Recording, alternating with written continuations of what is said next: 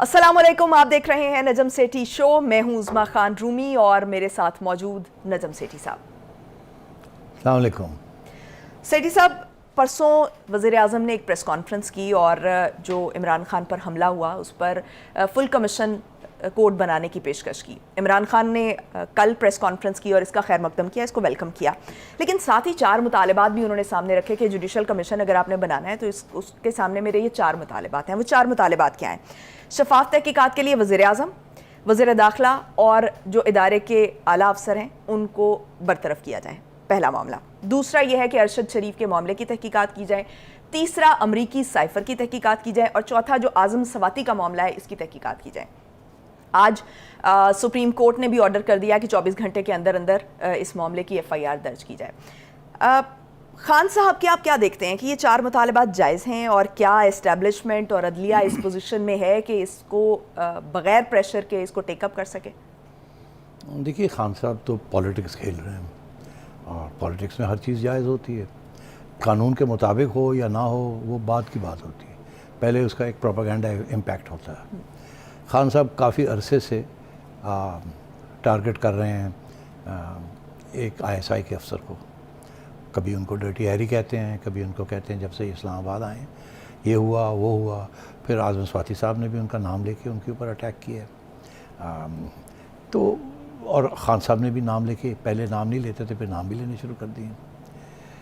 तो एक तरफ तो ख़ान साहब का फोकस है ना आर्मी चीफ़ के ऊपर, अब ना DG ISI के ऊपर है।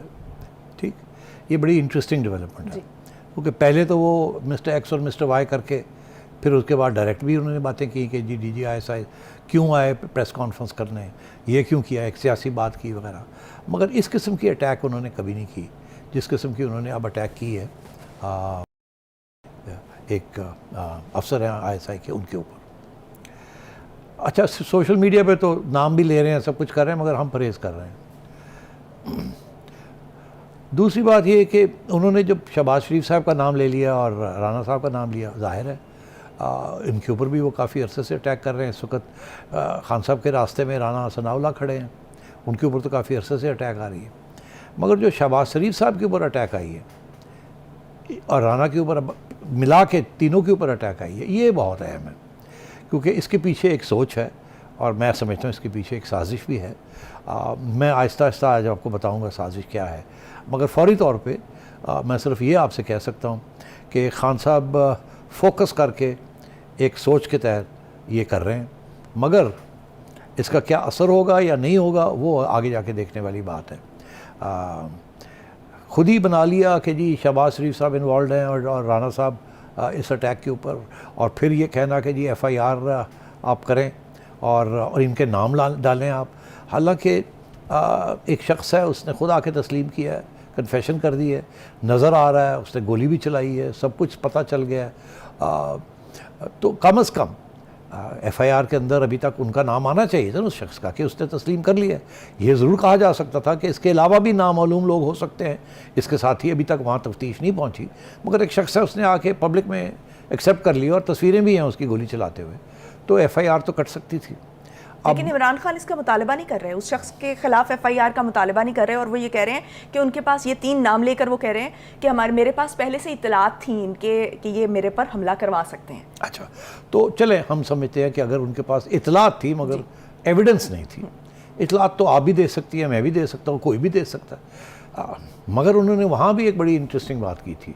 उन्होंने ये कहा था कि मेरे साथ राब्ते में हैं एजेंसियों के लोग भी, और मुझे वहाँ से भी ख़बरें मिलती रहती हैं, क्योंकि लोगों ने पूछा आपको कैसे पता, तो उन्होंने कहा कि मुझे भी ख़बरें मिलती हैं, मुझे भी इत्तलात होती है, मेरे भी कॉन्टैक्ट्स हैं एजेंसियों के अंदर वगैरह वगैरह। तो अब बात बड़ी इंटरेस्टिंग स्टेज पे आ गई है।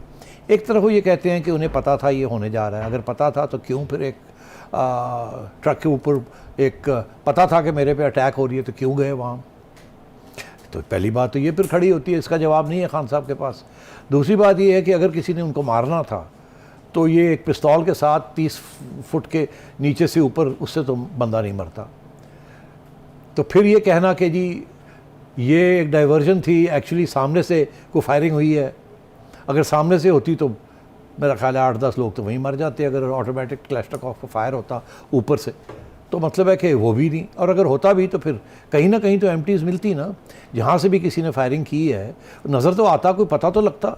अब तक तो मेरे ख्याल 2 दिन हो गए हैं ना, तो पुलिस ने वहाँ पहुँच जाना था, कहाँ कहाँ रूफ टॉप्स के ऊपर। और वैसे भी हमें बताया गया था कि पंजाब पुलिस ने जो हाइट थी लोगों के छतों के ऊपर वो खड़े थे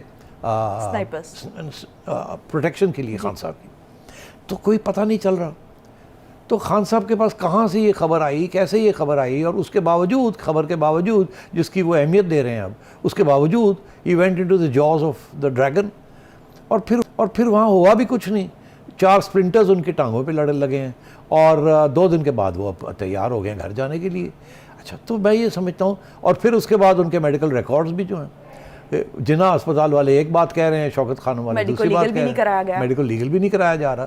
तो हो क्या रहा है? और फिर एक क्वेश्चन और भी उठाया जा रहा है सेठी साहब, वो ये कह रहे हैं कि आप 3 घंटे का सफ़र करके क्यों गए? द इम्पॉर्टेंट क्वेश्चन कि 3 घंटे का सफ़र क्यों किया? करीबी अस्पताल में जाते, सरकारी अस्पताल में जाते, मेडिको लीगल होता और ये मामला सामने आ जाता, इतनी कन्फ्यूजन ना होती। तो मगर हुई है ना, तो इसका मतलब सोची समझी ये सारी चीज़ हुई है, कंफ्यूजन क्रिएट की गई है, जाहिर है। बिकॉज अभी ये तो पता चल गया है ना, सवाल खड़े हो रहे हैं जो मैं खड़े कर रहा हूँ, जिसके जवाब नहीं खान साहब दे रहे, पीटीआई जवाब नहीं दे रही, उधर उनको नज़रअंदाज किया जा रहा है। तो क्यों आप जिन्ना अस्पताल लेके नहीं गए? क्यों आपने जिन्ना अस्पताल की मेडिकल रिपोर्ट और शौकत खानम की मेडिकल रिपोर्ट फ़र्क है? क्यों आपने ब्लड टेस्ट क्यों नहीं किया? नहीं किया। अच्छा, इसके सवाल के जवाब मिलने चाहिए ना। यास्मीन क्यों उठा के ले गई डॉक्टर साहिबा, सारे रिकॉर्ड अपने घर ले गई हैं? क्या वहाँ क्या उसको फिडल कर रही हैं, गायब कर रही हैं, ठीक कर रही हैं, क्या कर रही हैं? वो तो खुद कह रही थी कि मुझे देखने दें, मैं भी डॉक्टर हूँ। अच्छा, देखने दें, मेडिकल डॉक्टर हैं तो दिखाएं ना, हमें भी दिखा दें कि वहाँ के जिन्ना वाले क्या कह रहे हैं और शौकत खानम वाले क्या कह रहे हैं। शौकत खानम में तो डॉक्टर साहब ने, डॉक्टर सुल्तान ने, फैसल साहब ने बता ही दिया कि क्या हुआ क्या नहीं हुआ। वो तो कहते हैं बुलेट्स की तो बात ही नहीं है, श्रैपनल्स हैं जी, और वो भी 4 छोटे छोटे श्रैपनल्स दिखाए हैं उन्होंने।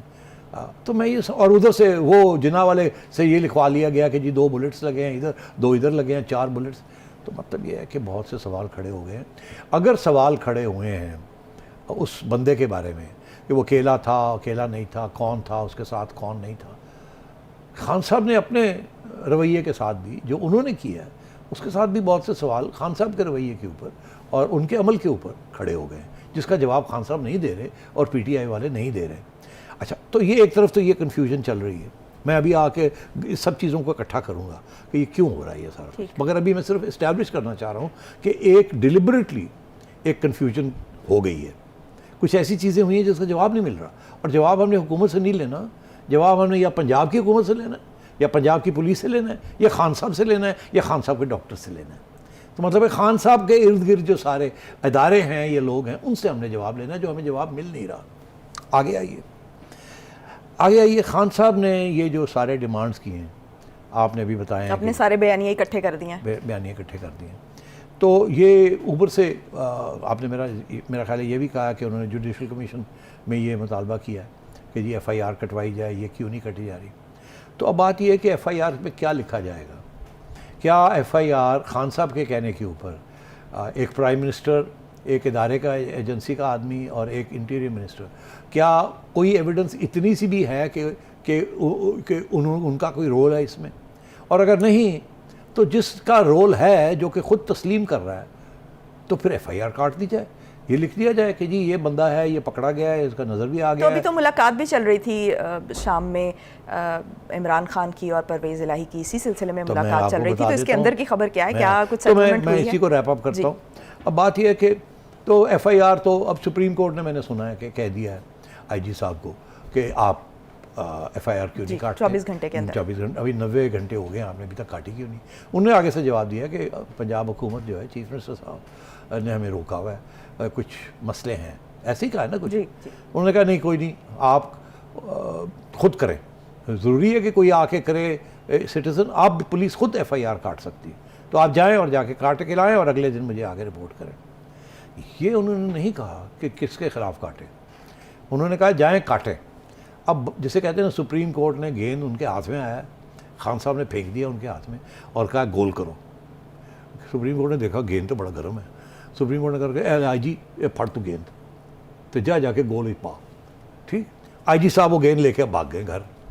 अब वहाँ जाके सोचेंगे मैं की करा। अब IG साहब को मुश्किल में डाल दिया। IG साहब जो है वो जाएंगे चीफ मिनिस्टर के पास। एक तरफ, दूसरी तरफ आईजी साहब जो हैं वो फेडरल गवर्नमेंट के भी एजेंट है ना जी। अपॉइंटमेंट वहाँ से भी होती है, दोनों का इत्तेफाक होता है। आईजी साहब को चीफ मिनिस्टर ने कहा नहीं कर, तू इतने ना नहीं पाने। और मैं आपको बता दूं, उनको ये भी कह दिया कि अगर आपने डालना भी है तो एक उस शख्स का नाम डाल दें जो कि पकड़ा गया, और एक शहबाज शरीफ साहब का और इंटीरियर मिनिस्टर का डाल दें, मगर आईएसआई के किसी बंदे का नाम आपने नहीं डालना। ये परवेज़ इलाही ने वाज़ेह तौर पे आईजी को कह दिया। अब करे आईजी करेगा क्या? IG can follow the orders of the chief minister. IG अपने ज़मीर का फैसला कर सकता है। अगर वो चीफ मिनिस्टर के ख़िलाफ़ जाता है तो आईजी की छुट्टी हो जाएगी। अगर अपने ज़मीर के ख़िलाफ़ जाता है तो सारी उम्र पछताएगा, क्योंकि बात कल बदल जाएंगे। और अगर वो काम करता है जो खान साहब कह रहे हैं, फिर भी पछताएगा, बिकॉज उसमें बहुत सी सियासत है, उसमें हकीकत काम है और सियासत ज़्यादा है। तो मैं समझता हूँ कि अगर मैं आईजी की जगह पे होता तो मैं, चीफ मिनिस्टर साहब कह रहे हैं कि जी आप शहबाज शरीफ साहब के और उसके नाम डाल दें, और इसका नाम डाल दें, मैं किसी का नाम ना डालता, मैं जो बंदा है उसकी जो कन्फेशन है वो डाल देता और कहते हैं जी बाकी नाम मालूम, इस किस्म की बात लिख के कर देता। उसके बाद देखता, क्योंकि हकीकत ये है, फिर उसकी ट्रांसफ़र होती है, जो होती है होने दे। और भी बड़े लोग आए गए हैं, वो जाके ओएसडी बन जाएंगे, कम से कम अपनी ज़मीर तो साफ़ होगा कि मैंने कोई किसी के साथ ज़्यादती नहीं की या किसी की सियासी गेम नहीं खेली। ठीक।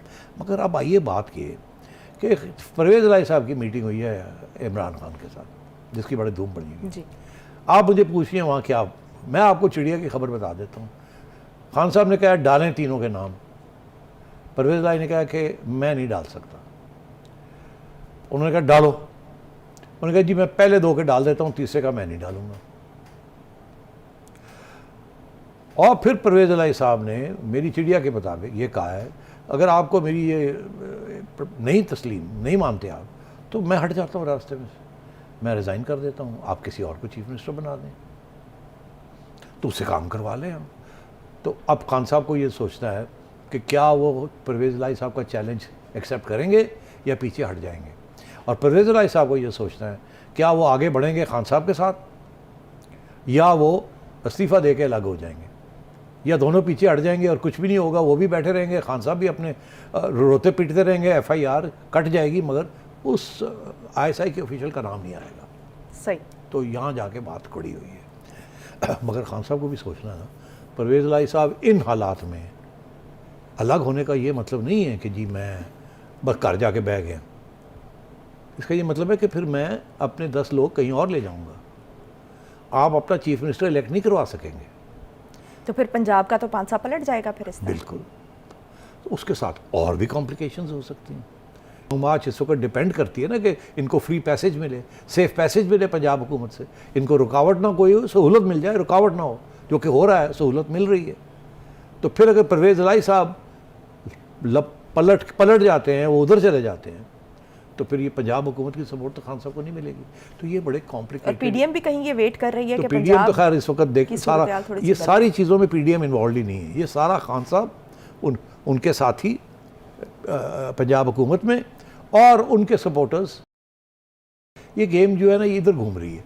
और इस गेम के अंदर एक और शख्स भी इन्वॉल्व हो गया, और मुझे पता है आपने वो सवाल पूछना है, और वो है सदर पाकिस्तान के आरिफ अलवी साहब। तो आपके पास ज़रूर सवाल होगा, मैं आपको बताता हूँ वो अब क्या रोल अदा कर रहे हैं इस सारी चीज़ के अंदर।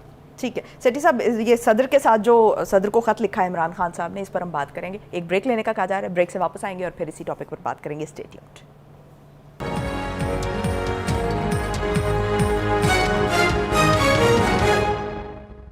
ब्रेक के बाद खुशामदीद। सेठी साहब, इमरान खान साहब ने सदर को ख़त लिखा है और बड़े एक्टिव हो चुके हैं इमरान खान साहब, और आर्टिकल 243(2) का हवाला दिया है। उन्होंने कहा कि आप सुप्रीम कमांडर हैं और बतौर आर्म्ड फोर्सेस के कमांडर के, सुप्रीम कमांडर के, आप एक्शन लें उन 2 जनरल्स के ख़िलाफ़ जिन्होंने आके प्रेस कॉन्फ्रेंस की। और क्योंकि वो कह रहे हैं कि ये कौमी सलामती से जुड़े हुए मामलात हैं, आपको आइन का और जमहूरियत का तहफ़्फ़ुज़ करना है, और आप ISPR के दायरा कार का तयन करें, उसको डिफ़ाइन करें कि उनका क्या दायरा कार होना चाहिए। तो क्या 18वीं तरमीम के बाद सदर के पास कोई इख्तियार है इस तरह का? बहुत अहम सवाल है। इसका जवाब मैं एक तारीख़ से आपको देता हूँ, जो तारीख़ बहुत से लोगों को पता नहीं है, मगर वो बड़ी अहम है और बड़ी रेलेवेंट है। सदर के इख्तियारात क्या हैं आफ्टर द 18th अमेंडमेंट? कोई इख्तियारात नहीं है। ज़्यादा से ज़्यादा एक किसी चीज़ को 10 दिन के लिए डिले कर सकते हैं, बाकी जिन्होंने कहने ना बिल्कुल हाथ पैर ठंडे ने, ये जरदारी साहब और नवाज शरीफ साहब ने मिलकर ये कर दिया था। बिकॉज दोनों ने दो दफ़ा दोनों की हुकूमतें एक सदर ने डिसमिस की थी। उसके बाद उन्होंने सदर के सारे पावर्स ले ली और सुप्रीम कमांडर एक सिर्फ एक इन्वर्टेड कॉमर्स वाली बात है कि सुप्रीम कमांडर है, मगर क्या पावर्स क्या हैं सुप्रीम कमांडर कभी डिफाइन नहीं किए गए, मगर हकीकत क्या है उसकी। 1998 तारीख में लड़ाई झगड़ा हो गया चीफ जस्टिस सज्जाद अली शाह और प्राइम मिनिस्टर नवाज शरीफ साहब का। उसी वक्त झगड़ा हो गया नवाज शरीफ साहब और प्रेसिडेंट लगारी का, फ़ारूक लगारी। फ़ारूक लगारी ने चीफ जस्टिस सज्जाद अली शाह की साइड ले ली। जुडिशरी के अंदर बगावत हो गई, 12 जज एक तरफ हो गए और 2 या 3 जज एक तरफ से ये सज्जाद अली शाह के साथ, और उन्होंने एक अपना सुप्रीम कोर्ट खोल लिया। बगावत हो गई। उस बगावत के पीछे नवाज शरीफ साहब थे, उनको इनकरेज कर रहे थे। हुआ क्या कि जस्टिस सज्जाद अली शाह अपने अदालत छोड़ के और चेंबर्स चले गए, क्योंकि लोग पता ये चला कि लोग दीवारें टप के और सुप्रीम कोर्ट के अंदर आना चाह रहे हैं, नून लीग के लोग। जी, याद होगा आपको। जी, सुप्रीम कोर्ट का हम पर हमला जिसको कहा जाता है।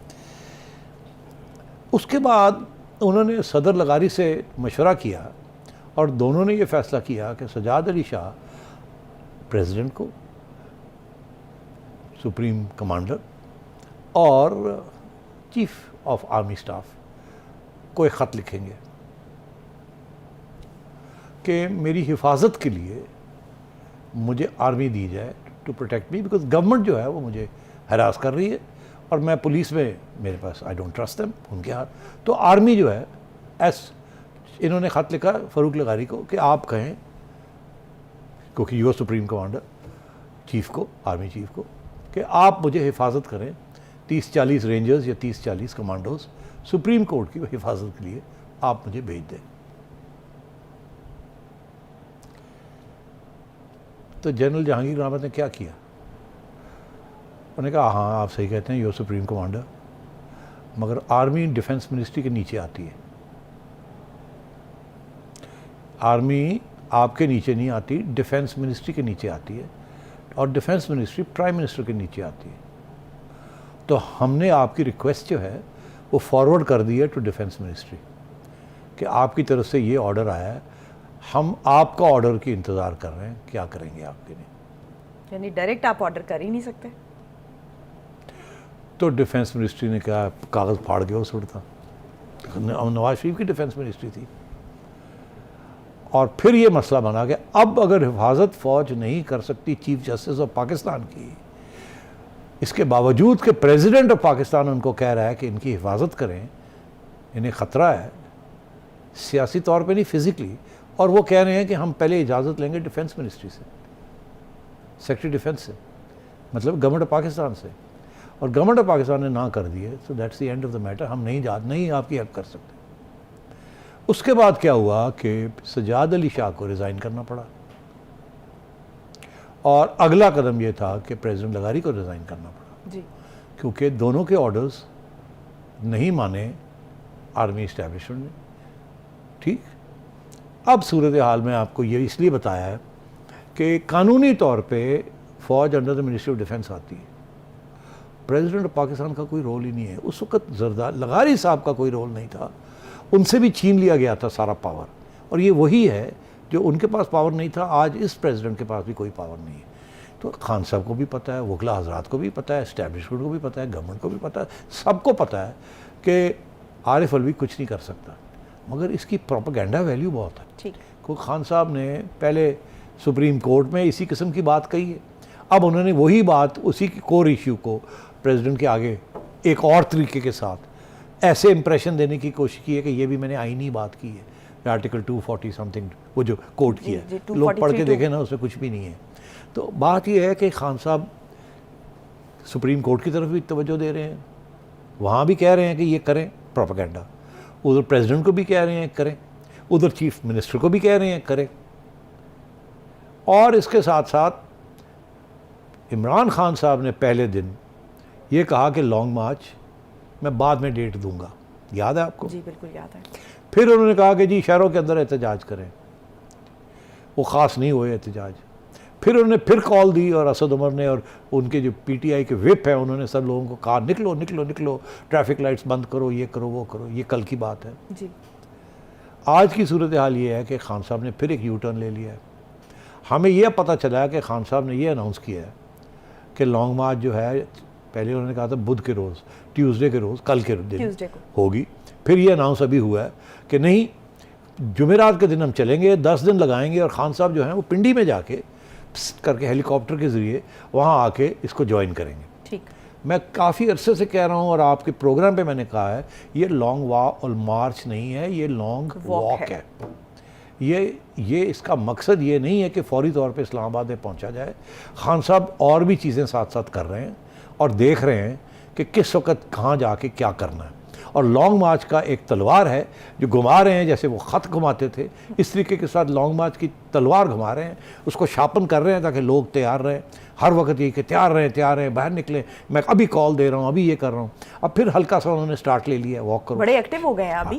कुछ दिन पहले जो है इंप्रेशन ये था कि खान साहब इनएक्टिव हो गए हैं, तो लेकिन अब अभी क्यों आप एक्टिव हो देखिए गए? सदर के साथ मुलाकातें चल रही हैं, सदर को खत लिखा जा रहा है, सुप्रीम कोर्ट को इंटरवीन करने के लिए कहा जा रहा है और लॉन्ग मार्च की डेट भी दे दी है। तो क्या होने जा रहा है 15 दिन के अंदर? तो क्या होने जा रहा है 15 दिन के अंदर? मुझे 10 मिनट चाहिए। जी। अब मैं आपको बता रहा हूँ कि किस आहिस्ता आहिस्ता आप आगे बढ़ रहे हैं। अब मैं आपको बताने जा रहा हूँ कि ये सारी चीज़ें जो आपने सवाल पूछे हैं, इनके जो सुई धागा लेके ना, तो मैं एक पूरा कपड़ा बनाने लगा हूँ। तो आप मुझे अगले सेक्शन में मेरे से ये सुन लीजिए क्या होने जा रहा है। ठीक है, धमाका खेज खबर आने वाली है, स्टे ट्यून्ड।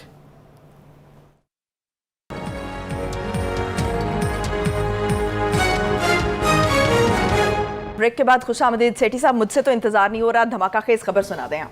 इस वक्त सिचुएशन ये है कि कुछ इतलात आ रही हैं कि प्रेसिडेंट अलवी साहब पिंडी में किसी से मिले हैं। अच्छा। पहले भी खबरें आई हैं, आपको पता है, और कोई डिनायल नहीं आई थी, आपको याद है? जी जी। पहले भी खबरें आई थी कि इस्लामाबाद के एक घर के अंदर प्रेसिडेंट साहब की मुलाकात हुई है किसी के साथ, यूनिफॉर्म बंदों के साथ। अब भी सूरत हाल ऐसी है कि प्रेसिडेंट साहब की मुलाकात हुई है कहीं, क्या हुआ वहाँ हमें नहीं पता, जाहिर है। अच्छा। मगर याद रखिएगा कि एक मुलाकात हुई है। ठीक है। उसके बाद प्रेसिडेंट साहब आए हैं इमरान खान साहब को मिलने। जाहिर है वो तबीयत ख़राब थी, प्रेसिडेंट साहब उनके हाल वाल पूछने आए हैं। मगर ख़बरें ये भी हैं कि 2-3 घंटे बैठे रहे वहाँ कमरे बंद करके। उससे पहले शौकत खानम में भी हुई थी मुलाकात। शौकत खानम में हुई है ना, प्रेसिडेंट साहब आए हैं वहाँ मिल के गए हैं। उसके बाद ये ख़त लिखा गया। उसके बाद खान साहब ने लॉन्ग मार्च भी अनाउंस कर दी। तो अगर आप समझें कि प्रेसिडेंट साहब कुछ अरसे से कह रहे हैं कि मैं कोई रोल अदा कर रहा हूँ, कह रहे हैं ना जी। खान साहब ने भी तस्लीम किया है। खान साहब ने ये भी तस्लीम किया है कि हम राब्ते में हैं खाकी लोगों के साथ, ठीक। तो अब प्रेसिडेंट साहब का मिलना, फिर वहाँ कहीं जाके पिंडी के अंदर, फिर प्रेसिडेंट साहब का मिलना इमरान खान को, लंबी बातें होनी। पहली मुलाकात जो है वो आउट ऑफ पब्लिक आए है, वो प्राइवेट है, वो उसका कोई, मगर हमारी चिड़िया की खबर है, हो सकता गलत हो। अगर गलत है तो हम माफ़ी मांग लेते हैं, अभी माफ़ी मांग लेते हैं, मगर बाद में जाके पता चल जाएगा गलत थी या सही थी। जब ये जो भी कुछ होने जा रहा है, जब ये सामने आएगा आपके, आगे आइए। उसके बाद पता चलता है लॉन्ग मार्च भी एक्टिवेट हो गई है, ठीक जी। और ये शदीद तरीके से ये इशारा किया जा रहा है कि वो जो एजेंसी का जो बंदा है उसके ऊपर उसका नाम FIR में आना चाहिए। इससे एक ही चीज़ जाहिर होती है कि खान साहब को कहा जा रहा है कि इस बंदे को अटैक करें आप। सीधी सी बात है। ना वो DG ISI को अटैक कर रहे हैं, ना वो आर्मी चीफ को अटैक कर रहे हैं, एक शख्स को कर रहे हैं अटैक। तो जाहिर है कोई कह रहा है उनको कि इधर करो उधर ना करो, छोड़ दो उधर, इधर करो। आगे आइए। इससे ये समझ आती है कि खान साहब के साथ जो लोग राब्ते में हैं वहाँ से, वो इस शख्स को टारगेट करना चाह रहे हैं। वो समझते हैं ये उनके प्लान्स के अंदर इसकी कोई रुकावट है। ये मैं तो सिर्फ गेस कर रहा हूँ, मैं स्टिचिंग कर रहा हूँ। हाँ, मैं कब धागा सुई धागा लिया हुआ है मैंने। लॉजिकली हो सकता है मैं गलत कह रहा हूँ। और परवेज इलाही साहब जो कि इस्टेब्लिशमेंट के long term, short term, all life असासे हैं, वो उस शख्स का नाम लेने से इनकार कर रहे हैं, यहाँ तक कि अपनी हुकूमत छोड़ने के लिए तैयार है। इसका ये मतलब है कि कशमकश चल रही है ना, कहीं इतनी सख्त कशमकश है कि परवेज इलाही साहब जैसे बंदे भी कंफ्यूज हो गए हैं कि अब मैंने करना क्या है और क्या नहीं करना। क्या जिस इदारे के साथ मेरे पुराने रिश्ते हैं और आगे भी रिश्ते रहने हैं, उनके एक और आदमी के साथ खिलाफ मैं FIR कटवाऊँ क्योंकि खान साहब कह रहे हैं। परवेज इलाही साहब को समझ आ रही है गेम, उधर क्या गेम हो रही है। अच्छा, उन्हें समझ आ रही है। उन्हें समझ आ रही है, जाहिर है उन्हें समझ आ रही है। अगर मुझे समझ आ रही है तो उनको भी तो इमरान खान साहब को भी समझ आ रही है। उनको तो कर रहे हैं, उनको तो पता क्या कि वो जो कर रहे हैं। तो अब अगले 15 दिन बड़े क्रिटिकल हैं। मैं समझता हूँ कि कुछ मीडिया के अंदर भी कुछ लोगों को समझ आ रही है इस बात की। अच्छा। मैं नाम नहीं लूँगा, मगर मैंने देखा है कि कुछ लोग जो प्लग्ड इन हैं, उनकी अपनी व्यूज़ भी हैं, वो उनकी अपनी राय भी है, टिल्ट भी है उनकी, वो टिल्ट ज़रूर इस्तेमाल करते हैं, मगर उनको भी फीड किया जा रहा है। और मैं नाम नहीं लूँगा, मगर अगर आप ट्विटर पे जाएंगे तो आपको समझ आ जाएगी कौन क्या कह रहा है और उनकी क्या लिंक्स हैं एस्टैब्लिशमेंट के साथ, या एस्टैब्लिशमेंट के अंदर जो लोग हैं किस किस के साथ किसकी क्या लिंक्स है। तो इस वक्त सूरत हाल बड़ी ख़तरनाक है, बहुत ख़तरनाक है। इस वक्त लॉन्ग मार्च एक बहुत अहम रोल इसने अदा करना है। मैं कब से कह रहा हूँ कि लॉन्ग मार्च अगर तो नहीं होती तो मसले ख़त्म, अगर लॉन्ग मार्च होगी तो तशद्दुद होगा, तशद्दुद होगा तो इस्टेब्लिशमेंट की तरफ से इंटरवेंशन होगी। मैं ये कब से कह रहा हूँ, मैं फिर रिपीट कर रहा हूँ। और ये डिबेट चल रही है। खान साहब पूरी कोशिश कर रहे हैं कि किसी तरीके के साथ इस्टेब्लिशमेंट के ज़रिए कोई इंटरवेंशन करवाई जाए। और इंटरवेंशन मार्शल लॉ की सूरत में भी हो सकती है और दूसरी सूरत में भी हो सकती है। ये आपने पहले भी आपको इस प्रोग्राम में बताया था कि मार्शल लॉ भी एक इंटरवेंशन होती है और तरीके बड़े होते हैं इंटरवेंशन के, मैंने ऑलरेडी एक्सप्लेन कर दिया। तो मैं मार्शल लॉ का लफ्ज़ नहीं ले रहा, मार्शल लॉ भी इंटरवेंशन होती है और भी इंटरवेंशन होती है। मैं एग्जाम्पल देता हूँ। एक ये इंटरवेंशन है कि जी गवर्नमेंट को कहा जाए घर जाए। पहले हुई है ना रहील शरीफ के ज़माने में कि नवाज शरीफ को कहा था जाएँ घर, मगर उन्होंने ना इनकार कर दिया, तो फिर रहील शरीफ सब बैकआउट कर गए।